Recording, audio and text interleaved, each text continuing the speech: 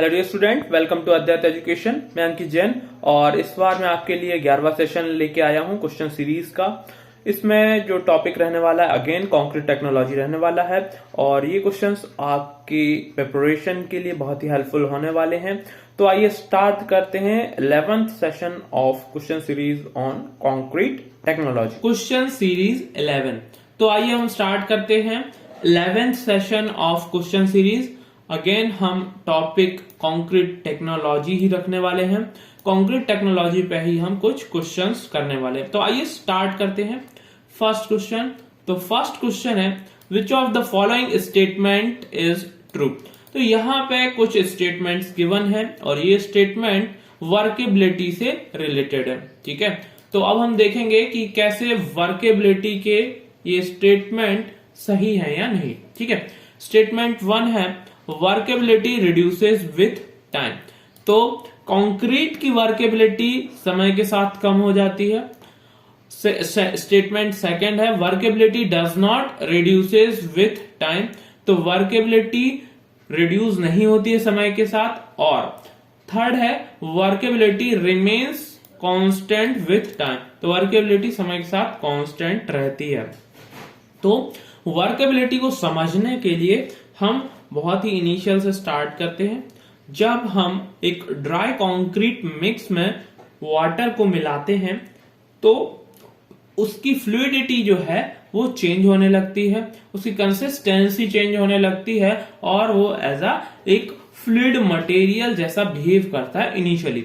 और with the time जैसे ही cement और वाटर की रिएक्शन प्रोसीड करती है और समय गुजरता है तो वहां पे हमको एक सीमेंट में हार्डनेस देखने को मिलती है।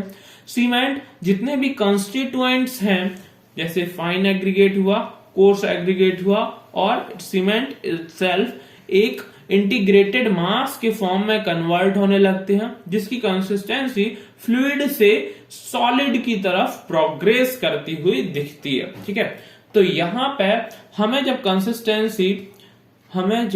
कंसिस्टेंसी फ्लूइड से सॉलिड की तरफ प्रोसीड करती हुई दिखती है तो हम ये बोल सकते हैं कि वर्केबिलिटी जो है कम होती जाती है समय के साथ। ठीक है, वर्केबिलिटी समय के साथ कम होती जाती है।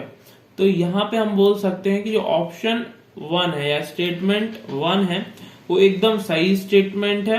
बाकी हम बोले स्टेटमेंट 2 की जो workability does not reduces with time, तो ये गलत होगा। क्योंकि ये तो रिड्यूस हो रही है और कांस्टेंट भी नहीं है। ठीक है, तो यहां से हम बोल सकते हैं कि option A is the correct answer of this question. Option A is the correct answer of this question. अगले क्वेश्चन की तरफ प्रोसीड करते हैं। अगला क्वेश्चन है the result of VV test is expressed in term of. ठीक है, तो यहां पे हमें वीवी टेस्ट गिवन है। वीवी टेस्ट यूज किस लिए होता है तो हम इसको देख सकते हैं। जो वीवी टेस्ट है, वीवी test allows the shape of concrete to distort in other shape। ठीक है, तो ये क्या करता है, वीवी टेस्ट क्या करता है, कंक्रीट के शेप को है दूसरे शेप में बदल देता है। ठीक है, तो ऐसा करने में जितना भी समय लगता है, ठीक है, इतना करने में जितना भी समय लगता है वो क्या कहलाता है, वीवी टाइम। तो क्या हम लिख सकते हैं, टाइम टेकन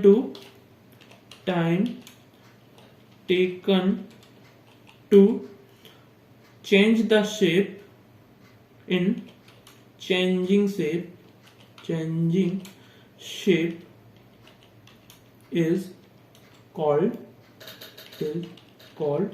VB time। ठीक है, तो यहां पे हमें अब देखना है, तो यहां पे हमें देखना है कि इसमें से कौन सा यूनिट है, इसमें से कौन सा यूनिट है जो कि टाइम को रिप्रेजेंट करता है। ठीक है, तो हम देख लेते हैं। फर्स्ट है सेकंड, तो सेकंड हमें पता है कि ये टाइम को रिप्रेजेंट करता है। ठीक है, अब यहां पे हो सकता है टाइम का कोई और दूसरा यूनिट भी गिवन हो, जैसे मिनट्स हो सकता है और दूसरा यूनिट हो सकता है, और तो हम दूसरे ऑप्शन भी एक बार देख लेते हैं। ठीक है, ऑप्शन बी है मीटर, तो मीटर तो बिल्कुल भी नहीं होगा। ऑप्शन सी है न्यूटन पर mm स्क्वायर, जो कि एक स्ट्रेस का यूनिट है, और ऑप्शन डी किलोग्राम, जो कि एक मास का यूनिट है। तो यहाँ पे हम बोल सकते हैं कि ऑप्शन ए जो है, यहाँ पे ऑप्शन ए जो है करेक्ट आंसर है इस क्वेश्चन का। ठीक है, option A is the correct answer of this question. ठीक, थर्ड पे आते हैं। Bleeding is good to an extent, bleeding is good to an extent, bleeding एक एक्सटेंट तक गुड है यदि अकर्स व्हेन कंक्रीट इज। ठीक है, तो यहां पे हमको एक अलग तरीके का क्वेश्चन देखने को मिला है। ऐसे क्वेश्चंस हमने अभी तक कम ही देखे हैं, जिसमें हमें जो इसका डिफेक्ट है, एक one of the major defect है कंक्रीट का, और उसके बारे में बोला जा रहा है कि ये गुड है और किस केस में गुड है। ठीक है, तो हम इसको वन बाय वन समझेंगे कि किस प्रोसेस में होता है और ये कहाँ हेल्पफुल हमको हो सकता है। ठीक है, यदि ब्लीडिंग हो रहा है, ठीक है, यदि ब्लीडिंग इज हैपनिंग, तो क्या होता है, ब्लीडिंग यदि हो रहा है तो यहां पे पॉसिबिलिटी होती है।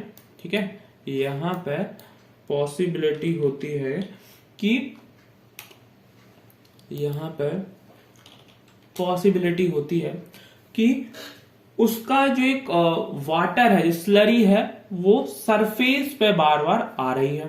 ठीक है, तो जब हम उसको मिक्स करते हैं, कंक्रीट को मिक्स करते हैं, और उसमें जो एक्स्ट्रा स्लरी है वो ये शो कर रही है कि इस स्लरी या इस वाटर की कंक्रीट मिक्स में जरूरत नहीं है। ठीक है, तो ये एक, तो यदि ये स्लरी एक लिमिटेड अमाउंट में आ रही है तो ये हमें बताती है कि ये एक्स्ट्रा वाटर यदि इसमें से निकाल लिया जाए तो ये मिक्स करते समय जो वाटर लॉसेस होते हैं तो वो अकोमोडेट हो जाएंगे।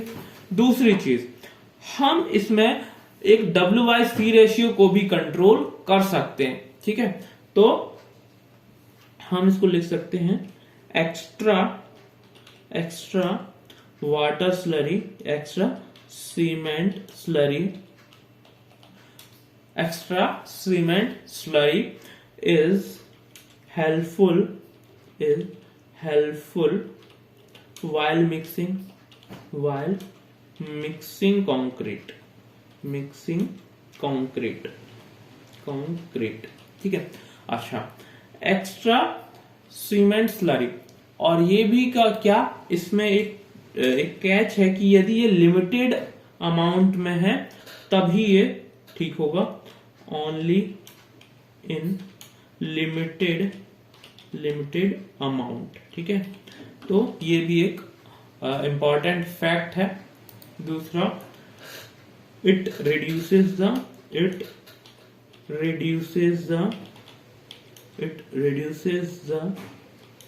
W/C रेशियो, और क्या करता है, स्ट्रेंथ को बढ़ाता है, एंड एनहेंस द स्ट्रेंथ। तो ये भी एक इंपॉर्टेंट फैक्ट है।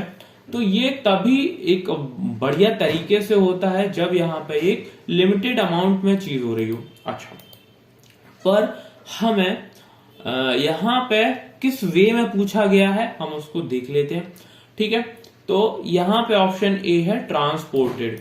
अच्छा, जब कंक्रीट को ट्रांसपोर्ट किया जाता है तब उसके पहले ही उसको मिक्स कर लिया जाता है।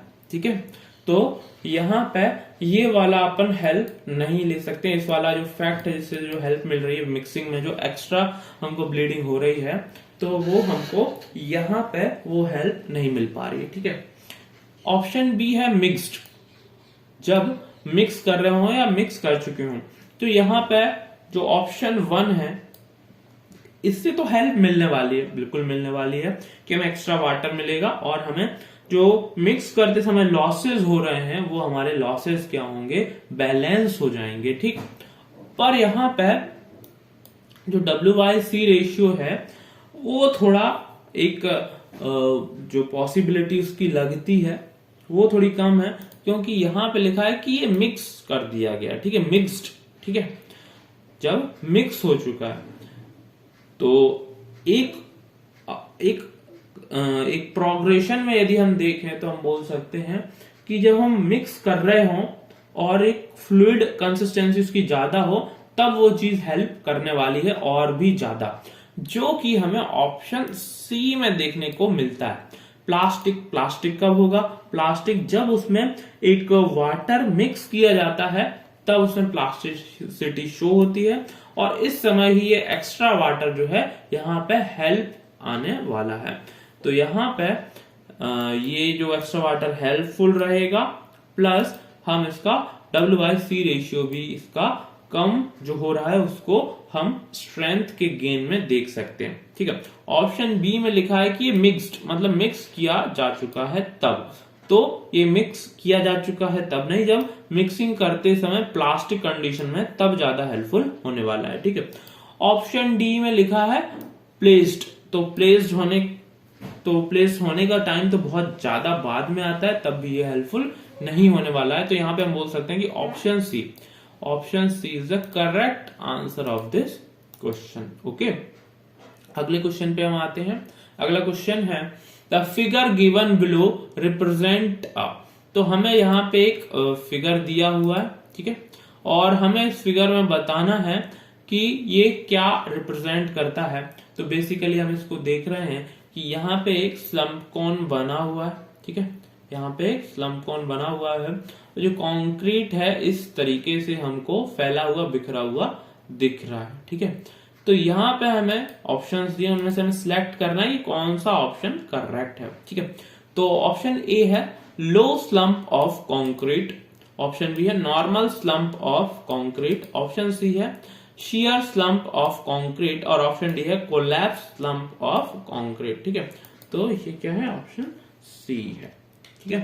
तो यहाँ पे हम देखते हैं कि किस टाइप का स्लम्प है, इस पे क्वेश्चन बेस्ड है, इसको देख लेते हैं हम कि ये किस तरीके का स्लम्प है, एक एक करके देखते हैं। लो स्लम्प ऑफ कंक्रीट, तो बेसिकली स्लम्प का मतलब ये होता है कि जो इसकी मैक्सिमम हाइट है स्लम्प कोन की, वहां से कितना गिरा हुआ है, तो कंक्रीट स्लम्प को उठाने के बाद उसको बोला जाता है उसमें हाइट में डिक्रीज होना या स्लम्प आ जाना, ठीक है।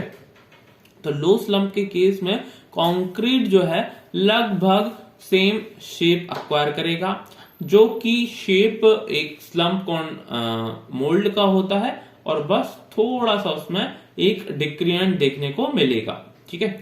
नेक्स्ट मैं बात करूं नॉर्मल स्लम्प ऑफ कंक्रीट, तो नॉर्मल स्लम्प में भी जो कंक्रीट है ये मोल्ड हटाने के बाद, स्लम्प कोन का मोल्ड हटाने के बाद यहाँ पे हमको एक स्लम्प देखने को मिलेगा जो कि एक नॉर्मल स्लम्प है, नॉर्मल डिक्रीमेंट इन हाइट है, ठीक है। यदि मैं ऑप्शन सी की बात करूं शियर स्लम्प ऑफ कंक्रीट की, यदि मैं बात करूं शियर स्लम्प ऑफ कंक्रीट की, तो कंक्रीट कैसा दिखता है, एक कंक्रीट रहेगा और उसका वन हाफ या वन पार्ट जो है हमें गिरता हुआ दिखेगा, और जबकि सेकेंड हाफ या अनदर पार्ट ऑफ कंक्रीट जो वहां पे स्टेबल रहेगा, ठीक है। ऑप्शन डी की बात करें कोलैप्स स्लम्प ऑफ कंक्रीट, तो कोलैप्स स्लम्प में क्या होता है, जिस तरीके से हमें ये दिख रहा है कंक्रीट कि पूरा का पूरा बिखर जाएगा, पूरा का पूरा कोलैप्स कर जाएगा, उस तरीके की कंडीशन हमें देखने को मिलती है, तो इसको बोला जाता है कोलैप्स स्लम्प ऑफ कंक्रीट। तो ऑप्शन डी, यहाँ पे option D is the correct answer of this question, ठीक है। अगले क्वेश्चन की तरफ हम प्रोसीड करते हैं। अगला क्वेश्चन है the showing up of white fluffy layers on the surface of concrete is termed as, ठीक है। तो यहां पे हमें एक चीज बोली जा रही है कि एक व्हाइट फ्लफी लेयर्स यहां पे हमको देखने को मिल रही है। एक्चुअली व्हाइट फ्लफी लेयर्स क्या होती है, यदि मैं बोलूं कि white fluffy layer। तो white fluffy layer एक्चुअली एक अल्कलीज होते हैं। तो अल्कलीज क्या करते हैं कि जैसे ही वाटर को एब्जॉर्ब करते हैं तो उसमें एक हमें वॉल्यूम इंक्रीमेंट देखने को मिलता है, और जैसे ही उनमें से वाटर एवेपोरेट आउट होता है तो वो क्या होते हैं, पाउडर फॉर्म में हमें दिखने लगते हैं। तो ये फिनोमिना ब्रिक पे भी होता है, कंक्रीट में भी होता है, तो यहाँ पे भी हो रहा है, और ये लेयर्स के फॉर्म में हमको दिखते हैं। ठीक है, तो ये क्या होते हैं, smooth powder substance, smooth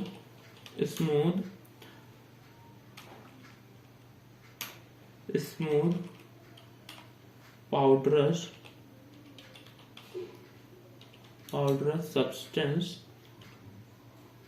substance on the surface of concrete। ठीक है, तो ये रहते हैं। ठीक है ना, तो एक पाउडर सब्सटेंस के जैसे वहां पे अवेलेबल होते हैं, और इसी के कारण क्या होता है, इसी के कारण वहां पे हमको एक वाइट लेयर देखने को मिलती है।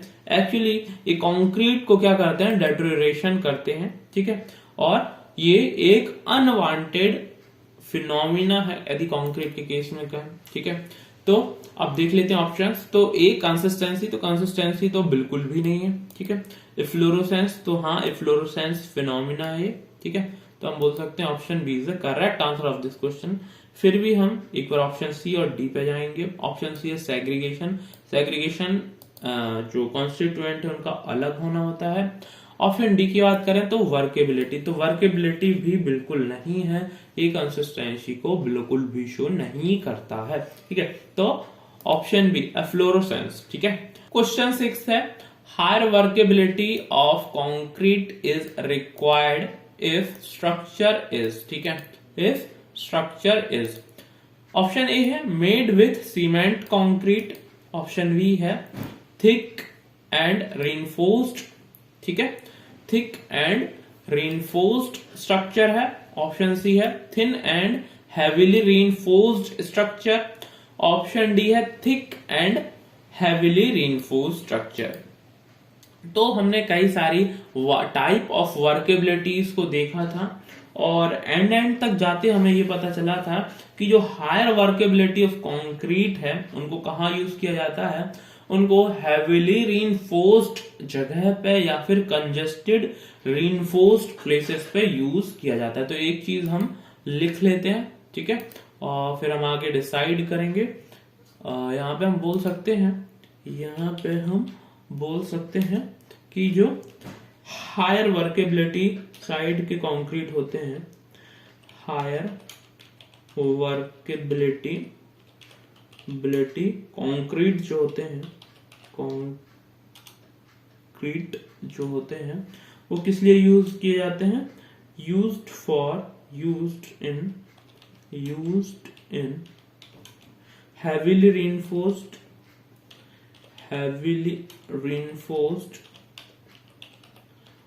and congested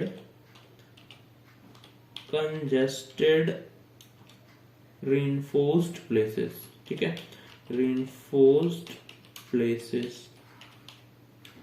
ठीक है, तो यहां पे ये यूज किए जाते हैं यदि हम बात करें हायर वर्केबिलिटी कंक्रीट की। ठीक, तो यहां पे हम एक चीज और बोल सकते हैं कि जो ऑप्शंस है उसमें ऑप्शन ए में दिया कि सीमेंट कंक्रीट, तो एक यहाँ पे एक नॉर्मल सेंस में बोला गया कि एक सीमेंट कंक्रीट के साथ जो स्ट्रक्चर बने होते हैं तो सभी में तो ये पॉसिबल नहीं होगा, तो इसको जनरलाइज नहीं कर सकते, तो इसलिए ऑप्शन ए नहीं हो सकता। ऑप्शन बी की बात करें तो वो है थिक एंड रेनफोर्स्ड। तो यहां पे हम बोल सकते हैं कि जो स्ट्रक्चर है वो थिक है बट नॉर्मली रेनफोर्स्ड है। तो यदि नॉर्मली रीइंफोर्स्ड है तो वहां पे हम एक नॉर्मल कंक्रीट यूज कर सकते हैं। ऑप्शन सी को देखें, थिन एंड हैवीली रीइंफोर्स्ड। तो जो थिन स्ट्रक्चर है, तो जो थिन स्ट्रक्चर है और हैवीली रीइंफोर्स्ड है, वहां पे यदि हम हाई वर्केबिलिटी कंक्रीट यूज करेंगे तो पॉसिबिलिटी ये होती है कि यदि हाई वर्केबिलिटी है तो स्ट्रेंथ उसकी कम होगी, स्ट्रेंथ कम होगी, और उस केस में हम थिन क्रॉस सेक्शन दे रहे हैं, उस केस में हम थिन क्रॉस सेक्शन दे रहे हैं तो वो उतना सुटेबल नहीं होगा। ठीक है, अब एट लास्ट हमारे पास ऑप्शन डी बचता है, वो है थिक जो स्ट्रक्चर है एंड हैवीली रीइंफोर्स्ड स्ट्रक्चर। तो हमें एक चीज तो क्लियर है कि यदि हम हायर वर्केबिलिटी यूज कर रहे हैं तो हमें एक हैवीली रीइंफोर्स्ड स्ट्रक्चर यहाँ पे होना पड़ेगा, तो वो है। दूसरा, थिक है तो यदि हम कम स्ट्रेंथ का मटेरियल भी उसमें यूज कर ले रहे हैं, यदि हम एक लो स्ट्रेंथ का मटेरियल भी वहां पे यूज कर ले रहे हैं तो क्या होगा, क्योंकि सेक्शन थिक है, बड़ा है, तो वहां पे स्ट्रेस को बियर इजीली वो कर लेगा।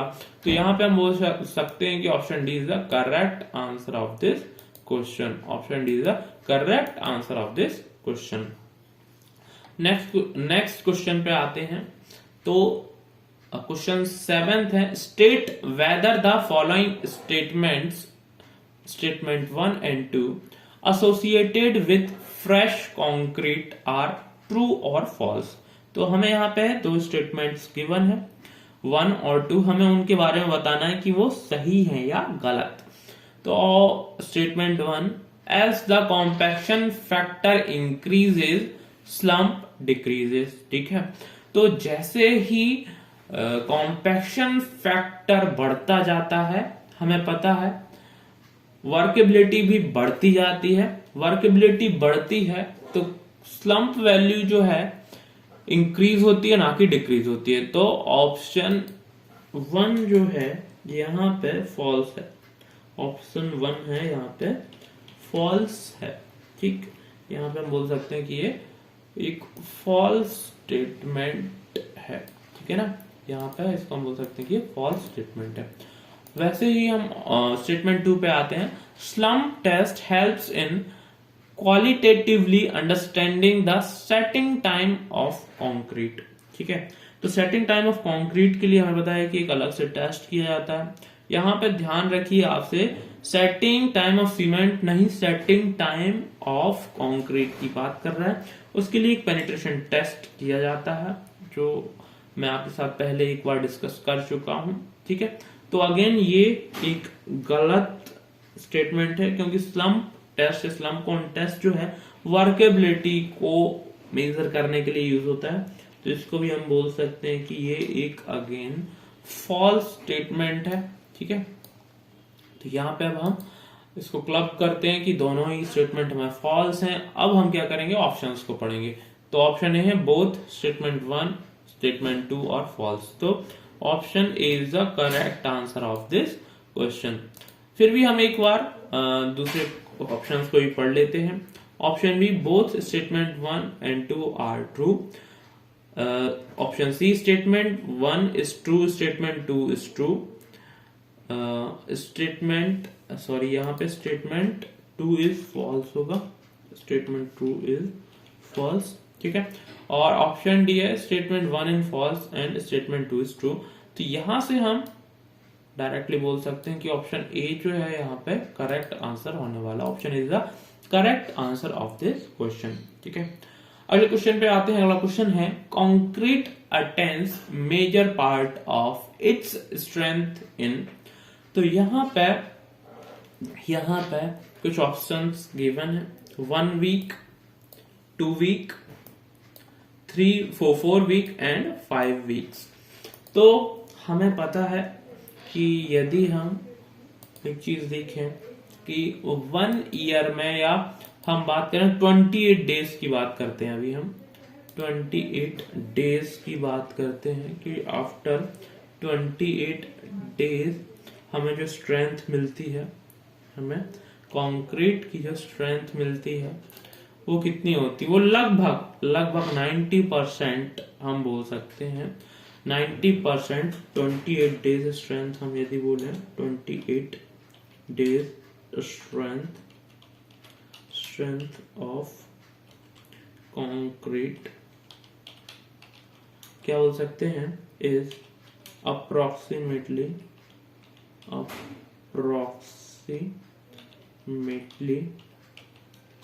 the 90% of its ultimate strength। ठीक, तो यहाँ पे एक चीज हमें समझना चाहिए कि जो 28 डेज स्ट्रेंथ है लगभग 90% होती है इसकी अल्टीमेट स्ट्रेंथ की। ठीक है, और हमें एक और फैक्ट पता है कि जो उसकी 7 डेज स्ट्रेंथ है, 7 डेज स्ट्रेंथ ऑफ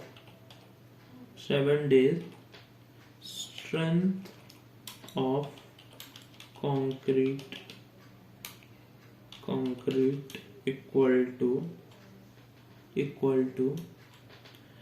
66, या फिर लिख सकते हैं 2/3 of 28 days strength, 2/3 of 28 days strength. ठीक है, तो यहाँ पे इस फैक्ट को हम देख सकते हैं कि केवल 7 दिनों में ही इसके 90% का 2/3 स्ट्रेंथ जो है गेन कर जाता है। ठीक है, और बाकी बचा हुआ, क्योंकि अल्टीमेट स्ट्रेंथ की बात करें तो एक बहुत लंबा प्रोसेस है जिसमें वो अपना स्ट्रेंथ गेन करता रहता है, और ये ऐसा माना जा सकता है कि लगभग इसके होल ऑफ द लाइफ में ही ये चीज जो है एसिम्प्टोटिकली होती रहती है, ये चीज इंक्रीज होती रहती है। ठीक है, तो यहाँ पे हम बोल सकते हैं कि 7 दिन जो 1 वीक है, 1 वीक का एक पीरियड है, ये बहुत इंपॉर्टेंट होता है। तो जनरली जब 1 वीक तक बोला भी जाता है कि क्यूरिंग करते रहना चाहिए, कि उसके सारे रिएक्शंस के लिए जो वाटर का रिक्वायरमेंट है वो पूरा होता रहना चाहिए। ठीक है, तो ये एक और इसका फैक्ट है जिस कारण 1 वीक तक तो मस्ट रहती है यहाँ पे क्यूरिंग। ठीक है, तो ये ही सही answer, option is the correct answer of this question. ठीक है, अगले क्वेश्चन पे आते हैं। Characteristic strength of concrete is measured eight.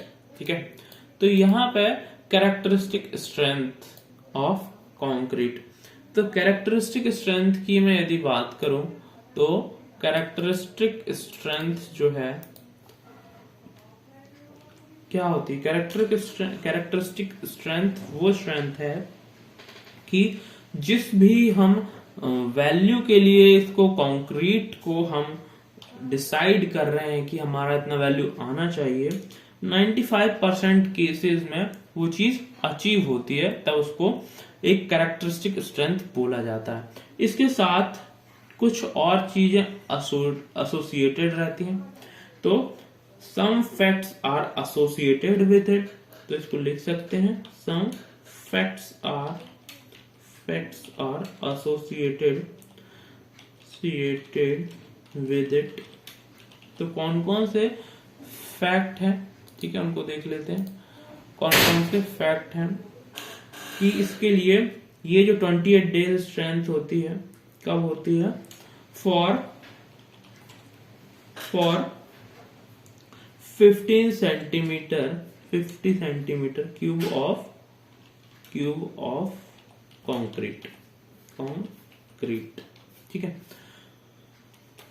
और एक और चीज हम बोल सकते हैं यहाँ पे, ठीक है, एक और चीज हम बोल सकते हैं कि ये 28 डेज क्या होता है, 28 डेज क्यूरिंग ऑफ कंक्रीट है, 28 days curing of concrete, 28 days curing of concrete. ठीक है, तो यहां पे हमको एक चीज देखना चाहिए कि कैरेक्टरिस्टिक स्ट्रेंथ के साथ ये फैक्टर्स भी एसोसिएटेड रहते हैं। यदि इसकी क्यूरिंग नहीं की जाती 28 डेज तक, तब इसको कैरेक्टरिस्टिक स्ट्रेंथ नहीं बोला जाएगा उस पर्टिकुलर कंक्रीट का।